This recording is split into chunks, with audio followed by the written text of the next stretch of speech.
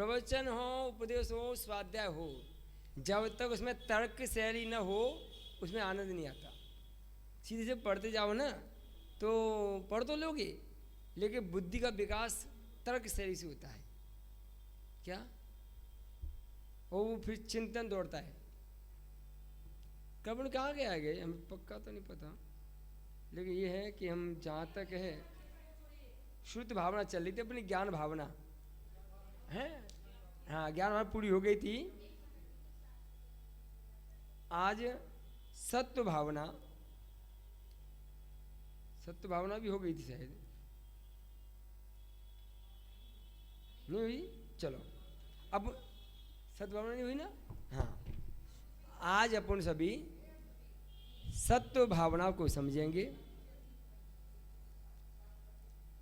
ये उठा दो, हाँ वो स्टिक जाएगा, ये एक्स्ट्रा वहीं रखा, अंदर ले वाला एक्स्ट्रा ले आओ। सत्य भावना के गुणों खत्म करते हैं। कोई सत्य भावना कैसी है, क्या है, तो बतलाते हैं। भीष्यमानोप्यहोरात्रम, भीष्यमानोप्यहोरात्रम भीमरूपे सुरासुरे। गाथा नंबर 204। सत्व भावनया साधुम,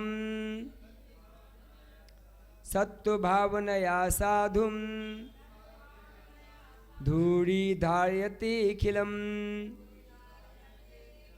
धूरी धार्यते खिलम विमोहात्युपसर्गेनो, विमोहात्युपसर्गेनो सत्व भावनया यति, सत्व भावनया यति युद्ध भावनया युद्धे, युद्ध भावनया युद्धे भीषणेऽपि भटो यथा, भीषणेऽपि भटो यथा। हाँ पढ़ेंगे।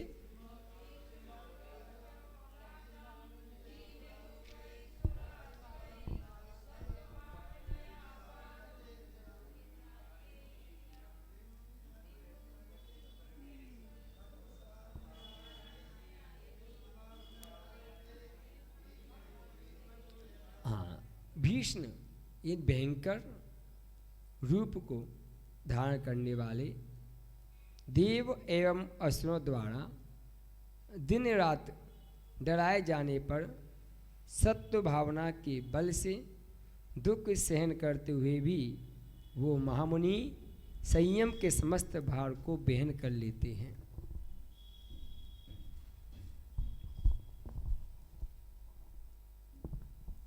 जैसे उदाहरण देख लीजिए आप,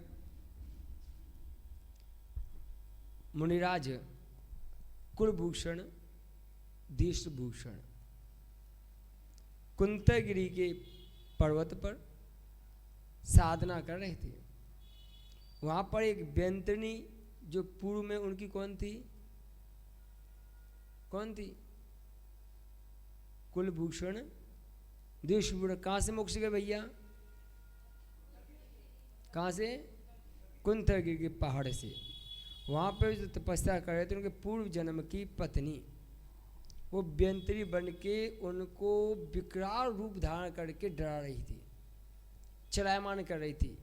वहाँ पे राम लक्ष्मण ने पहुँचे थे अचानक ही, और जब रात को देखा बहुत भयानक आवाज़ें आ रही हैं और कोई देव आदि असुर जाति के व्यंतर आदि ये उपसर्ग कर रहे हैं, तो उन्होंने अपने पराक्रम से उनको क्या किया, उपसर्ग को दूर किया। और जब उपसर्ग दूर हुआ तो उनको केवल ज्ञान की प्राप्ति हो गई। क्या पंडित जी, उपसर्ग होते होते केवल ज्ञान होगा क्या? होते होते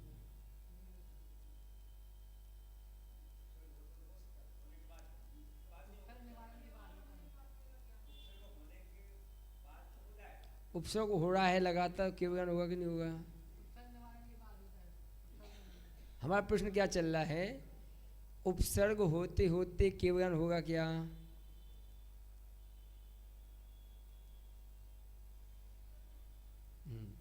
मान लो कोई ऊपर पत्थर बरसाते जा रहा है तो केवल होगा क्या उसके ऊपर? है हाँ, उपसर्ग रुकेगा तो केवल होगा। हाथ फेंक दिया ना तो बस, तो अब उपसर्ग समाप्त हो गया। वो समुद्र में फेंक दिया ना, वो ठहर गए ना, आओ तो नहीं फेंक रहा उठा के बार बार, तो उपसर्ग समाप्त हो गया। जैसे कि पार्श्वनाथ भगवान पर उपसर्ग हो रहा था, उस संबर नाम जाति के देव ने अनेक प्रकार के विकार रूप धर लिए, अग्नि, ओले, सोले, पत्थर आदि वर्षा कर रहा था। तो जब तक लगातार उपसर्ग हो रहा था तब तक केवल ज्ञान नहीं हुआ, लेकिन जैसे ही धैर्य पद्मावती ने फन फैला दिए, उस उपसर्ग रुक दिया तो उनको केवल ज्ञान हो गया। ऐसे ही कुंतलगिरी में जब राम लक्ष्मण ने वो देवों की शक्ति को पराजित किया, रुक गए, तो उन दोनों क्या हो गया? केवल हो गया। तो फिर राम लक्ष्मण ने मुझसे पूछा कि भगवान ये उपसर्ग क्यों हुआ? तो उन्होंने बताया कि ऐसे ऐसे पूर्व जनों की पत्नी थी और वो व्यंत्री बन गई, तो वो हमें अपनी साधना से विचलित कर रही थी। तो ऐसे बहुत से देव होते हैं जो महामुनियों की परीक्षार्थ भी आते हैं और उन्हें रोकने का भी प्रयास करते हैं। क्या रोकने का भी? तो यहाँ भी ऐसे असुर जाति के देव जो दिन रात विकराल रूप धारण करने पर उनको डराते हैं, धमकाते हैं, फिर भी वो सत्व समता को धारण करने वाले महामुनिराज क्या करते हैं? अपने संयम के साथ अपना जीवन जीते हैं। युद्ध भावना के बल से जैसे सुभट भीषण युद्ध में भी नहीं डरता है, वैसे ही सत्व भावना के बल से मुनिराज भयंकर उपसर्ग आदि आ जाने पर भी मोहित अर्थात संयम से विचलित नहीं होते। देखो, योद्धा कितना भी कमजोर हो, जब उसके अंदर युद्ध की भावना प्रबल हो जाती है तो फिर वो डरता नहीं है। जब बॉर्डर पर सिपाही होते हैं, मान लो 2-5 मर गए उसकी मेजॉरिटी के, तो घबराता नहीं है, उसके अंदर देश का जुनून पैदा रहता है। क्या रहता है? ऐसे ही जो साधु होते हैं, देवकृत, त्रियंचकृत, मनुष्यकृत, अचेतनकृत, 4 प्रकार के कितने उपसर्ग होते हैं? देवकृत, मनुष्यकृत, त्रियंचकृत और अचेतन। हाँ, अचेतनकृत कैसे? बालचंद जी तुमने क्या तो दई, इसलिए कुछ बोला करो बीच बीच में। पंडित जी, अचेतनकृत कैसे?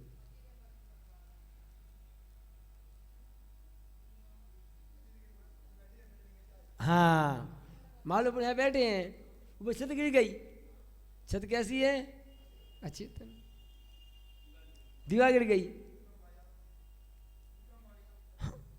भूकंप नहीं आएगा, सामत अब वो दीवार गिरी रही थी, अपन बैठ गए और उसे उपसर्ग कौन सा है? अब वैसे मान लो अपन यहाँ बैठे हैं और वो साउंड ऊपर गिर जाए तो कौन सा उपसर्ग है ये? अच्छी तरह क्या? कोई वस्तु गिर जाए तो ये क्या है? कोई मनुष्यकृत है, कोई मनुष्य आके मारने लग जाए, कभी देवकृत, कोई देव मार आके उपसर्ग करने लग जाए, कभी त्रियंचकृत, जैसे गाय भैंस आके सिंह मार देती हैं, हैं? अरे हम ही बच गए थे, हम हाड़ को जा रहे थे मुरैना में, 2016 की बात है, तो पीछे पड़ गई। बोले ठीक है कि जहाँ चौका लगा था वो पड़गा रहे थे, तो फटाफट उनके बाद खड़े हो गए, तो फिर उन लोगों ने गैया को भगा दिया। तो अब जैसे यहाँ पे महावीर विहार में, हाँ, तो उस प्रकार से उपसर्ग, तो ऐसे उपसर्गों को महामुनिराज क्या करते हैं? सत्व की भावना से सहन कर लेते हैं। जैसे एक योद्धा होता है, देश के प्रति भावना प्रबल होने से, शक्ति न होने पर भी, हथियार न होने पर भी क्या करते, वो लड़ते रहते हैं, डरते नहीं हैं।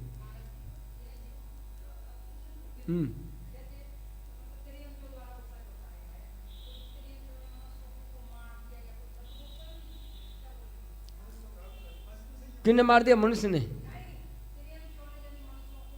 मार दिया। तो हत्या होगी उसकी तेज। उपसर्ग करती मृत्यु हुआ, वो तो उपसर्ग कह रहेगा ना।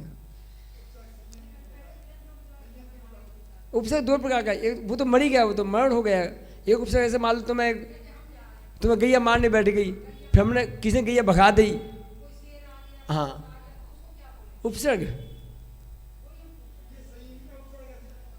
ना ना, वो तो कोई भी हो, संयमी को कोई भी हो भाई, तिरंज का तो उपसर्ग है ना। आप घर जा रहे हो, कोई कुत्ता ने काट लिया, उपसर्ग है। गैया ने सिंह मार दिया, मुंह मार दिया, आपको हानि पहुंचा दी, उपसर्ग है।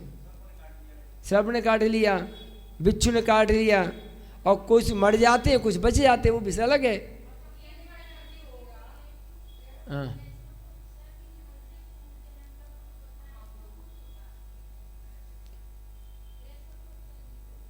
क्या बोलोगे? तो साधु कौन सा, वही पूजन में कही ना।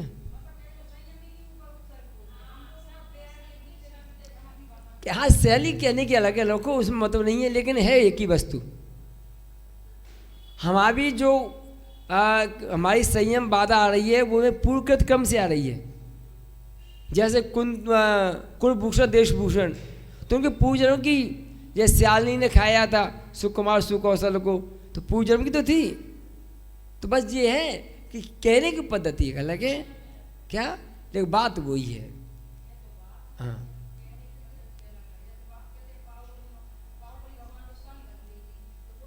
शल्य नहीं होती।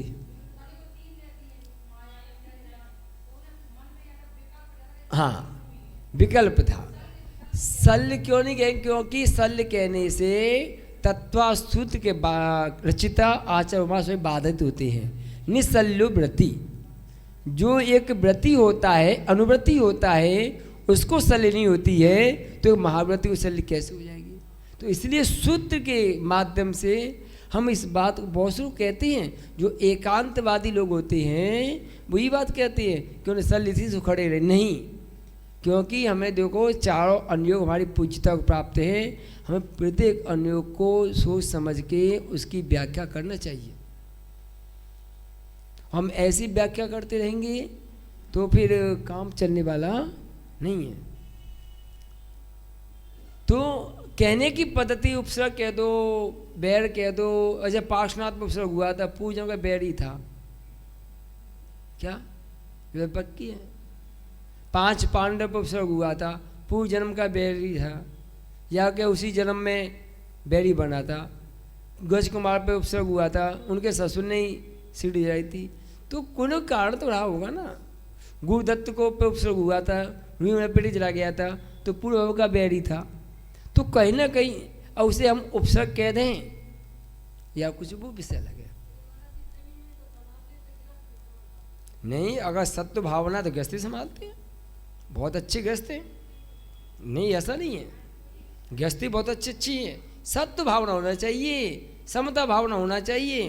और साधु में समता नहीं है तो भी नहीं संभाल पाते अपने आप को। इसलिए गाथा लिखी गई थी, गृहस्थो मोक्ष मार्ग गृहस्थो निर्मय मोहिनी मुनि। क्यों बोली गाथा संबंध स्वामी ने? क्योंकि ऐसे ऐसे गृहस्थ ही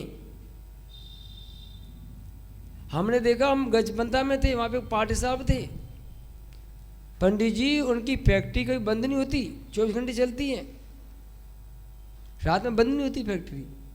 क्या 3 शिफ्ट के लोग लगे थे? हाँ 3 शिफ्ट के लोग लगे थे, हाँ बदलते रहते हैं। लेकिन वो वहाँ पे क्या है, एक शिविर लगता है ध्यान का, अध्ययनों का, और मैं 6 महीने पहले से मैं एंटी का नाम लिखा जाता है, तो वहाँ पे क्या, कुछ नहीं, न मोबाइल न कुछ, बस ऐसे बैठे रहते हैं। वो व्यक्ति 10 दिन के लिए गया था, कोई कांटेक्ट नहीं, कोई मतलब नहीं, न घर से, न परिवार से, न दुकान से, न व्यापार से, न बच्चों से, न समाज से, 10 दिन रह के आया था। तो बोला महाराज हम तो ऐसे हर साल जाते हैं। तो ऐसे ऐसे गृहस्थ हैं, ऐसी बात नहीं है। तो ऐसे ऐसे गृहस्थ जो उपसव को सहन कर लेते हैं। हाँ, अब देखो अभी जैसा आप अपने साधु शिविर लगाते 10 दिन परिश्रम में, इसमें क्या है? ये तो इस लोग दुकानदारी छोड़ के जा रहे हैं, पूरा व्यापार छोड़ के जा रहे हैं, मोबाइल बंद है, कोई खबर नहीं है, कोई सूचना नहीं है, क्या हो रहा है, तो ये त्याग नहीं क्या है? मान लो ऐसे ऐसे गृहस्थ हैं कि किसी ने उपसर्ग कर दिया तो सहन करके बैठे तो कुछ बोलते नहीं हैं। तो गृहस्थों में भी है, ऐसी बात नहीं है। सत्व जिनके पास है, समता जिनके पास है, वो सब उपसर्ग सहन कर सकते हैं। सत्व भावना का लक्षण और फल क्या है? सर इस भावना को कैसे दृढ़ किया जा सकता है? प्रश्न आ गया। उत्तर, मूल गुणों उत्तर गुणों का प्रतिपालन करते समय भय रहित वर्तन करना सत्व भावना है। भय से रहित होकर के अपनी चर्या को निभाना, चाहे वो आहार की चर्या हो। कौन है नीचे बात करो भैया?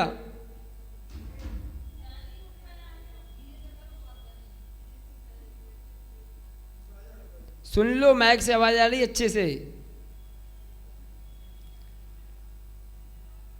चाहे वो आहार की चर्या हो, चाहे वो बिहार की चर्या हो, चाहे वो स्वाध्याय की चर्या हो, चाहे वो भक्ति की चर्या हो, चाहे वो शयन की चर्या हो, सब में अपने मूल गुणों का उत्तर गुणों का प्रतिपालन करते समय भय रहते होकर के। जैसे हम लोग दोनों अकेले सोती हैं, कहाँ पे? कोई नहीं सोता हमारे पास। वो आता है 10-11 बजे, अपने रूम में सो जाता है ना। और वो नीचे सोता है कौन? विकास।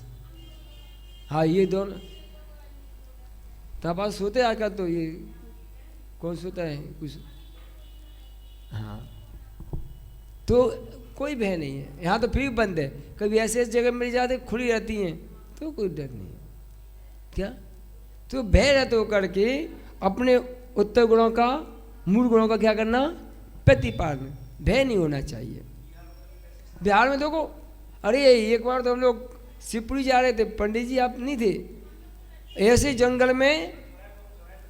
हाँ, चौराहे पे आप थे एक बार तो आप नहीं थे, शांतिलाल कोई नहीं थे। हम दोनों, सुंदरवती माता जी पपौड़ा में है ना वो, और देशना दीदी और 2 कर्मचारी, बस 6 लोग थे।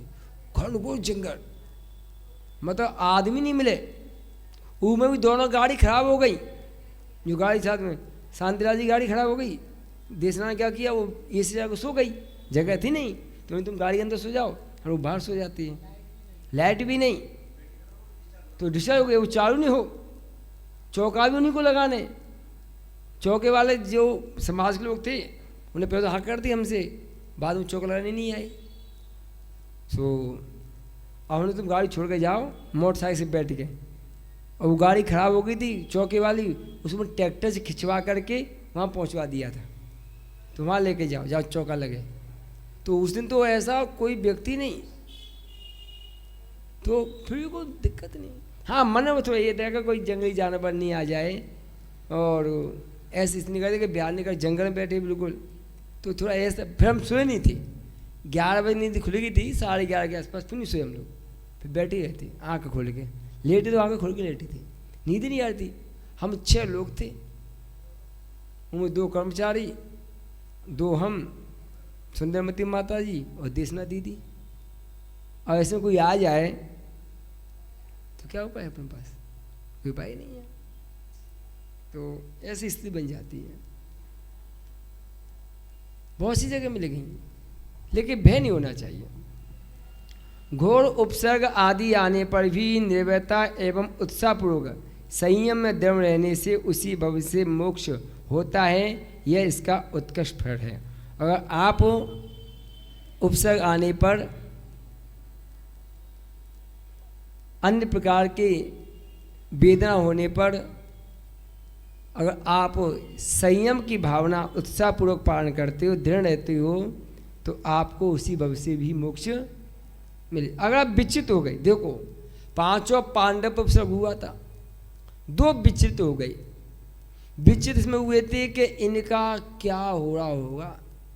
और जैसे हम गर्म पानी पीते हैं तो जो लोग परिवार देते हैं, और इतना गर्म पानी है, इतना गर्म पानी है, वो पैसे घबरा जाते हैं, विचलित हो जाते हैं। क्या इतना गर्म पानी, इतना हो तो जाती है, लेकिन पियो इतना गर्म पानी, जितना हम पीते हैं उतना लोग सोचते हैं, तो लोग घबराते हैं। तो ऐसे ही अब 5 पांडव पुरुष हुआ, 2 घबरा गए, अपने लिए नहीं, भाइयों के लिए नहीं, मुनराज के लिए। भाई में तो अब प्रशस्त हो जाएगा, इन मुनराज का क्या हो रहा होगा, मैं तो सहन कर लूँगा, लेकिन ये इतना विकल्प उपजा, उसका परिणाम ये निकला कि 33 सागर की सजा मिल गई। क्या मिल गई? अगर विकल्प नहीं होता तो इसी प्रकार से क्या, तो वो दृढ़ता के साथ उत्साहपूर्वक संयम का क्या करते हैं, पालन करते हैं, और पालन करने से उसका फल क्या है कि उसी भव से मोक्ष चले जाते हैं। भयंकर उपसर्ग एवं परिश्रम की वेदना उत्साह सहन करने हेतु मुनराज चतुर्गति के दुखों का चिंतन करते हुए सत्व भावना को दृढ़ करते हैं। और जैसे मान लो आपको वेदना हो रही है, तो पढ़ लो, क्या पढ़ें, 6 पढ़ो, भगवान आदिनाथ की जयमाला पढ़ो, प्रभु ऊंट बलद भैंसा भयो, जा पे लाद्य भारी अपार, नहीं चारो जब गिर पड़ो, पापी देसटन की मार, हो म्यारी दिन तनी सुन विनती। अब विचार करो, और हम तो वास्तव में कई बार देखते हैं, एक बार मांग तुंगी जा रहे थे बंदा करने के लिए, तो वहाँ पे एक शक्कर की मिल है, कारखाना, तो वहाँ पे लोग गन्ना लेके आए, बैलों के ऊपर लाद डाल के बैलगाड़ी पे, एक बैल के मुंह से झाग निकल रहा था, चल नहीं पा रहा था, लड़ख रहा था, तो जो बैलगाड़ी वाला था उसमें मार मार के, अब हम कैसे उसे रोकें, रोका तो हमसे, तुम कौन हो तो भैया, ओवरलोड, क्या ओवरलोड भर के ले आते हैं। वो कितना, उस समय हम विचार करते हैं कि इतने वेदना हमें तो नहीं है ना, कहाँ हमें वेदना बताओ। उन्हें भोजन मिल रहा है, नहीं भी मिल रहा है, भूखे खड़े हैं, धूप में खड़े हैं, कोई खोल दिया तो ठीक है, बंधे हैं, कितनी वेदनाओं को सहन कर रहे हैं। अगर हमें कभी ऐसी वेदना हो तो चिंतन करो। एक बार अमित शाह जी महाराज बोल रहे थे कि जब भी केस करो तो क्या चिंतन करें, क्या करें पंडित जी, केस करते हो ना, तो क्या चिंतन करते हो आप, क्या सब, ये तो चिंता कहाँ चलते हैं। सुअर के बाल उखाड़े जा रहे हैं, किसके, इस पग नमस्ते ऐसे, क्या सुअर के क्या उखाड़ते हैं, जब बाल उखाड़ते हैं ना तो पग बांध देंगे हाथ पे दोनों, उसके फिर खींचेंगे, ऐसे ही वो मुंह पे दबा देंगे पैरों से लातों से, और फिर बाल खींचेंगे। वो चिंतन करो तो तुम्हारे केस अच्छी हो जाएंगे। इतना चिंता बहुत कम चल रहा है कि शरीर लगा आत्मा लगे, मुझे धीमे धीमे आ जाओ, लगी जब इतना बोल दिया कि धीमे लग गई, झटका लग गया, और उसमें इस चेहरे की सिकन बदल गई, चेहरे की स्किन बदल गई, तो फिर कहाँ वेद विज्ञान पंडित जी है क्या। अगर आपके चेहरे को वो बाल खींचा और बाल खींचते समय टूटा नहीं, हाथ से स्लिप हो गई, छूट गया, उसमें कितना दर्द होता है, आप कर रहे हो। उस समय चेहरे की स्किन बदली कि नहीं बदली, फिर भेद विज्ञान कहाँ हुआ?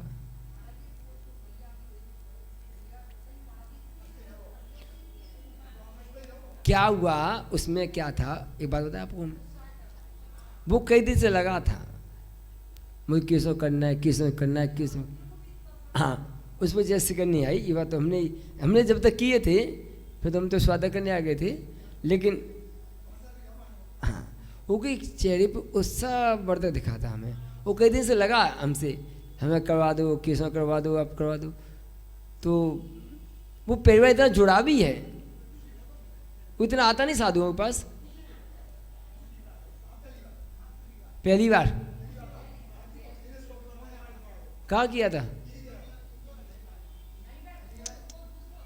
वो दो लड़के आते हैं, दोनों को गए, एक के हुए नवका तीर्थ में देवनंदी, एक वो दूसरा है जिसके परिवार हुए। दो लड़के आते हैं, दोनों एक से, दोनों एक से लगते हैं और दोनों बहुत क्लोज होके गए हैं। क्या? तो उस समय क्या है, जब बाढ़ उखाड़ते, हमारा विषय क्या चल रहा था, जब बाढ़ उखाड़ते तो क्या चिंता करें अपन उस समय? सुअर के पालन कर रहे हैं। उसका कार्य जब केसव करो ना और दर्द होगा, स्वाभाविक है, हाँ भी होता है, ऐसी बात नहीं है। क्यों? जब कोई वस्तु उखाड़ोगे जड़ से, स्वाभाविक है। लेकिन चिंता क्या करो कि सुअर के, हाँ ऐसे बस बस उखाड़ रहे हैं।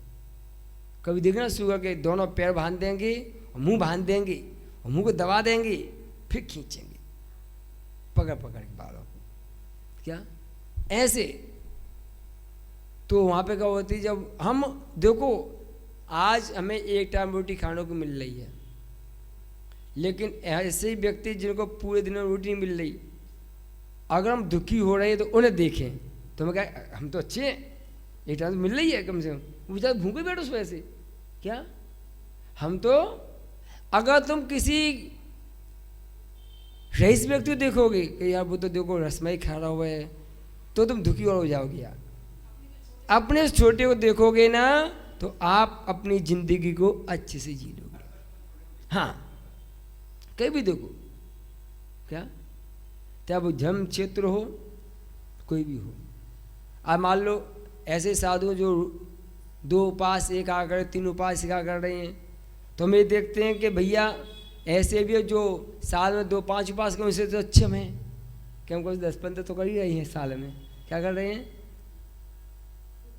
तो उससे अच्छे। अब हम उनकी तुलना करें यार, वो तो साल में 365 दिन में 100 दिन हार करते हैं, 265 उपास, तो उन्हें देखेंगे तो हमारी हिंता आएगी।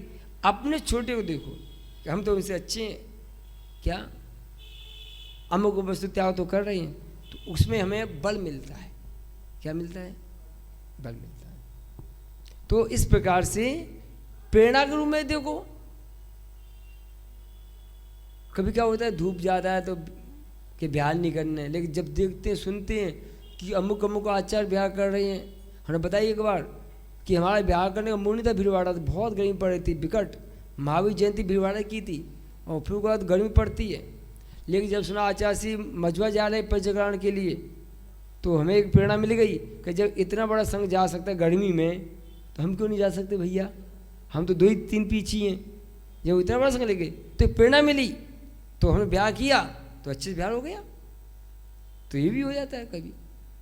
तो इस प्रकार से तो यहाँ पर कह रहे हैं कि उन उपसर्गों को सहन करते हुए चतुर्गति के दुखों को, 4 गति के दुखों को चिंतन करना, चाहे 6 डाला से कर लो, क्या 3 लोक को मिटे न भूख,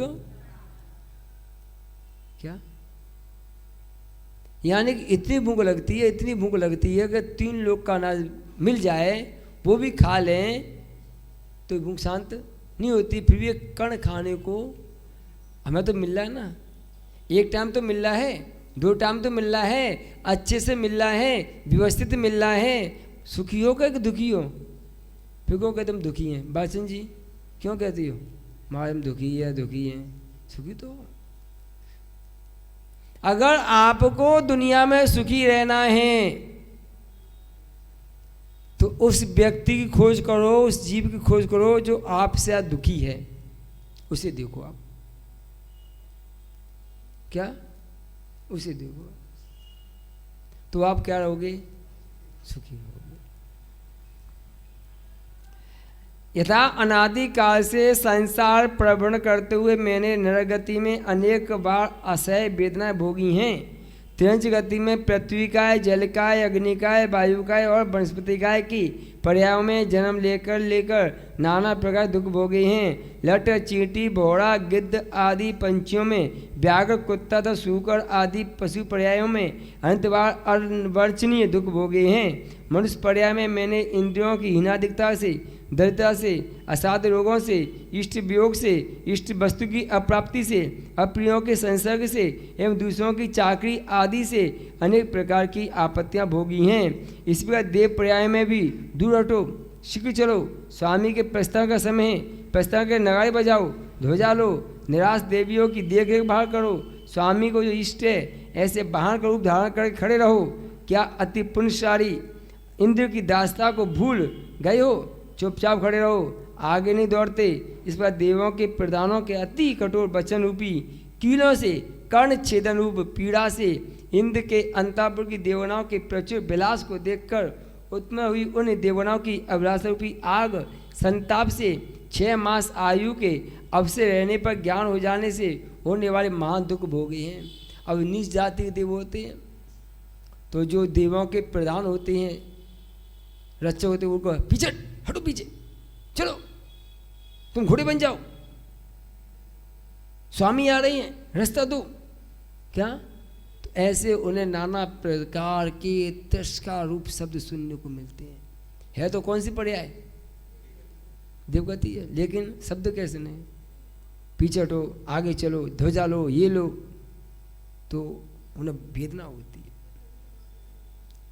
कहने को हम देव हैं, विक्रिया हैं, अनेक रिद्धियां हैं, लेकिन कर्ण भेदी शब्द सुनने को मिल रहा है, वहां उनको भी क्या होती है? वेदना। सबसे ज्यादा दुख तकलीफ कहाँ होती है? गुलामी में। किस में होती है? क्योंकि वहां पे मान सम्मान सब खो जाता है। नौकरी ना क्यों करी, नौकरी में ना शब्द नहीं होता कभी। नौकरी ना क्यों करी, यहाँ तक नौकरी की है तो उसमें ना शब्द नहीं है। पंडित जी, ना शब्द नहीं है, हम नहीं कर रहे, अब वो कर नहीं पाए। हाँ, क्या? या तो नौकरी मत करो, नौकरी करी है तो उसमें ना शब्द नहीं होता। नौकरी में ना शब्द करोगे तो नौकरी से उठा देगा, अलग कर देगा। तो चाकरी, नौकरी चाकरी बहुत वेदनाओं को देने वाली होती है। सूखी रोटी खा लो, कोई दिक्कत नहीं है, लेकिन नौकरी की रसगुल्ला बहुत दिक्कत पैदा करते हैं, बंधन बांधे रहते हैं। वो सरकारी दुकान है, कपड़े की कोई टेंशन नहीं है।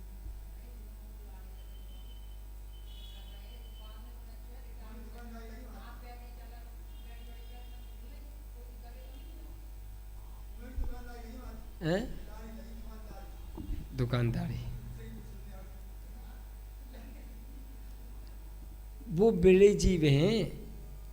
सरकारी नौकरी लग गई, पैसे मिल रही है, लेकिन जिनकी नहीं है, वो जो प्राइवेट करते हैं, वो उनको पूछो तुम हाथ, जो घरों में काम करते हैं, बर्तन मांज रहे हैं, झाड़ू पर, ए भाई, हे सफाई का चल, बेचारे वो क्या मान, क्या बहुमान, क्या सम्मान, क्या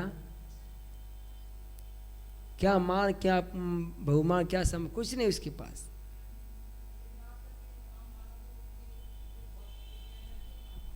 बन गए वो, बन गए। तो ऐसे दुखों को कौन याद कर रहा है? कौन? छपक, जो संलग्नरत है कि मैंने इतने दुखों को सहन किया है। अगर एक उपसर्ग आ गया तो क्या दिक्कत है? क्यों घबराऊं? कितनी लोगों की बातें सुनी मैंने, कितनी लोगों ने बातें सुनाई मुझे, मैं क्यों घबराऊं? क्यों घबराऊं मैं? इस प्रकार मैंने अनादि काल से आधा अवधि अद्यावधि दुखों का अनुभव किया है, तब उपसर्ग जन दुख आने पर विषाद कैसा? कितने कष्ट है मैंने, क्यों दुख करूं? पंडित जी कभी दुख मत करना, कितने उपसर्ग आ जाए, कोई टेंशन नहीं। क्या होगा, कैसे होगा, क्या नहीं होगा। हमने जब दीक्षा लेने का मन बनाया था, उम्र बहुत छोटी थी। घर छोड़ने का उम्र 14 साल की उम्र थी। 1999 में घर छोड़ने का मन बन गया था। 3 साल 4 साल रुक गई। लोगों ने समझाया 2 बहनें की शादी कर दो फिर चले जाओ, ठीक है। 2003 में घर छोड़ा, जब उम्र 18-19 साल की थी। तो एक बार मन में आया कि अगर हम संग में नहीं रहे तो हमारा क्या होगा, कौन रोटी खिलाएगा, कौन क्या करेगा। फिर मन में आएगा चलो जो होगा से देखा जाएगा। तो आज तक मस्त पड़े हैं, कोई टेंशन नहीं है। लगता है वहाँ जाएंगे तो क्या होगा क्या नहीं होगा। देखो हर जीव अपना अपना पुण्य लेके आता है। क्या जीवेंद्र के पिता को बंदी बना दिया था। जीवेंद्र स्वामी का जन्म शमशान में हुआ था। उसी में एक सेठ का पुत्र मर गया। किनका? सेठ का। तो वो सेठ उसे दफनाने के लिए, गाड़ने के लिए कहाँ ले गया था? शमशान में। वहाँ ले गया तो वहाँ पे जीवेंद्र रो रहा था। बाल अवस्था में पैदा हुआ था, जन्म हुआ था, तो रो रहा था। तो बच्ची की आवाज़ सुनी, चूँकि ये भी नवजात था वो भी नवजात था, तो इतनी देर पहचान तो होती नहीं है। तो उसने मन में सोचा कि इसको यहाँ छोड़ो, इसे लेके चलो। सो उससे कहेंगे पत्नी से कि तो जिंदा बच्चा है, तो देखा नहीं। अगर इसे दूसरे का है तो वो स्वीकार नहीं करेगी। माँ को जब तक नहीं पता है कि मेरा बच्चा नहीं है, कोई माँ हो, चाहे वो मनुष्य की माँ हो और चाहे वो तेंजन की माँ हो, जब तक पता नहीं है तब तो प्यार करती है। जब पता चल जाए तो फिर नहीं करती। सत्य बताना, आपने जिस बच्चे को गोद लिया, गोद क्यों लिया? कि आपके पास कोई बच्चा नहीं था। और फिर आपके बच्चा हो जाए तो आप किसी ज़्यादा प्यार करोगे? जो गोदे उसे कि जो हुआ है उसे? पंडित जी किसे करोगे? क्योंकि जब तक नहीं था तब तक आपको लगा कि, और जब हो गया तो अब आपका उससे कोई मोह नहीं। अब जो हुआ है अब ये कहे ये मेरा है। कौन है? ये मेरा है। तो जब तक पता नहीं चला तो उसने कहा कि पत्नी को बोलूँगा तो स्वीकार नहीं करेगी। तो गया लौट के, वो पगली हो गई है, देख सांस चली बच्चे की, तो जिंदा है ये तो। वो तो ठीक है मैंने देख लिया वहाँ जाके,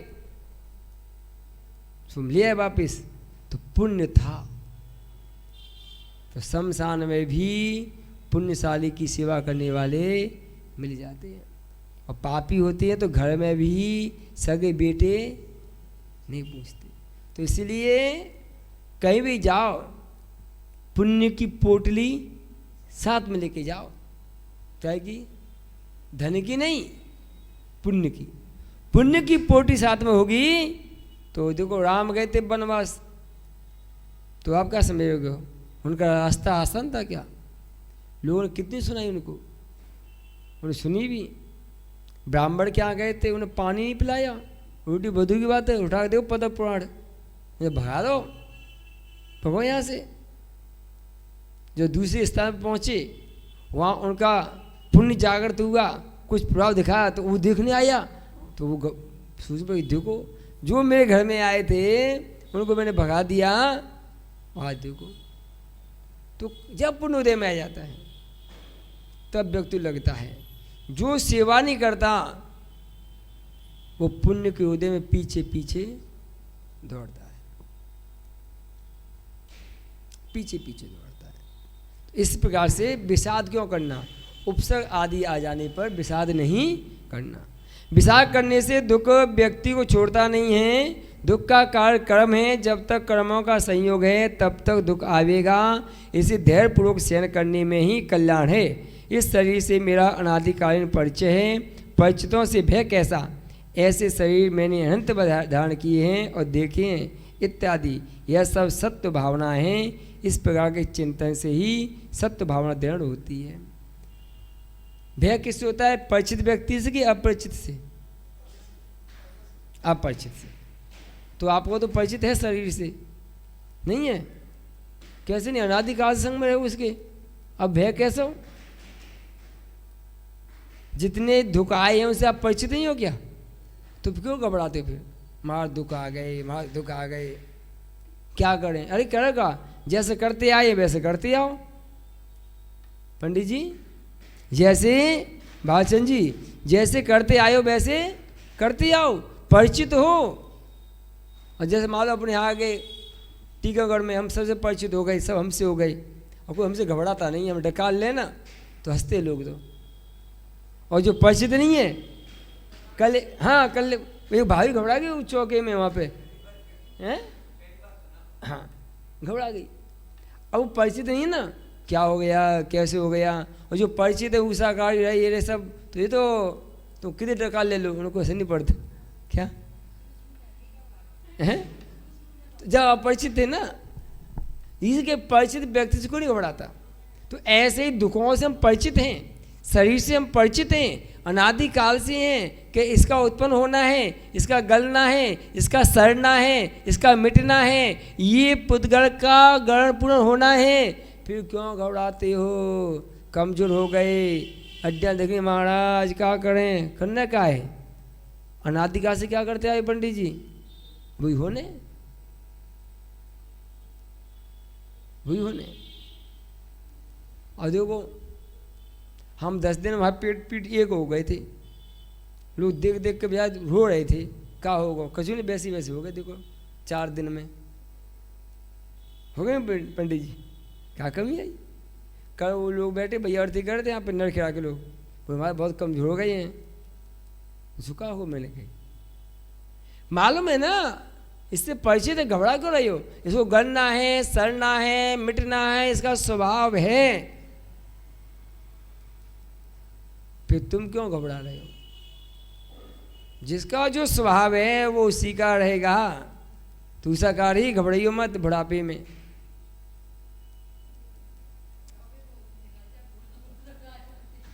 हैं? पक्का? कब आओगे बताओ ईमानदारी से? तो अब क्या साल के हो गए? कितने साल के हो गए तब पे तुम? नहीं अभी जवानी आई है, 50 की तो हो गई होगी। अब जवानी बता, 56 में जवानी है तो 20 में कब 25-30 का होगा फिर? हाँ ये कहिए 50 के बाद बुढ़ापा प्रारंभ हो जाता है। तो कब चलोगे? बोलो।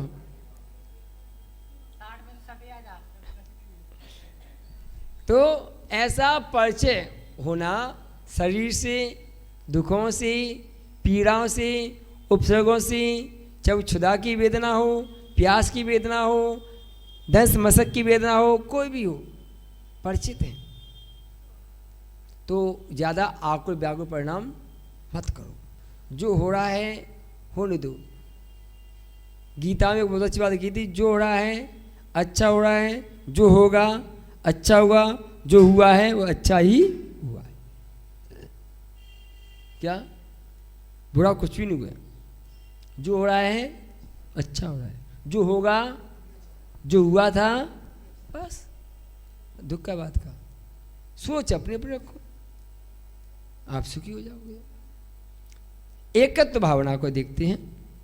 कामे भोगे गणे देहे,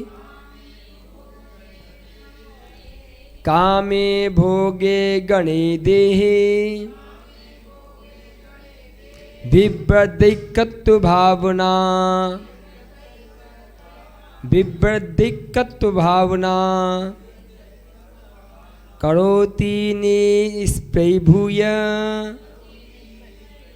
करोति निष्प्रभूय साधु धर्मे मनोत्तरम,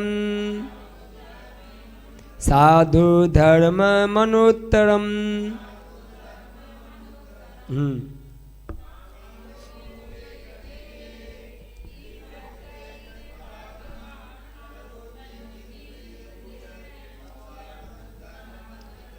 अभी सत्य भावना दिखाता, अब एकत्व भावना आ गई है। सत्य भावना दिखाता थी, अब एकत्व भावना चल रही है। काम में, भोग में, गणे, गणे यानी कि संग में, देही शरीर में जिसने एकत्व भावना को वृद्धिगत किया है, वह साधु क्या करता है? निष्प्रय होकर के उत्कर्ष धर्म का प्रतिपालन करता। एकत्व भावना, संग में रहो, समूह में रहो, लेकिन अकेले बन के रहो, अपने मस्त।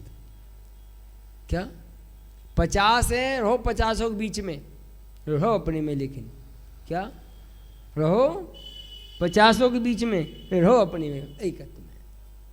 मैं अकेला हूं। सबकी सेवा करो, सबकी भक्ति करो, घर में रहो, सबके बीच में रहो, लेकिन एकत्व भावना का आलम में अकेला हूं। एकत्व, एकत्व लिए सब ही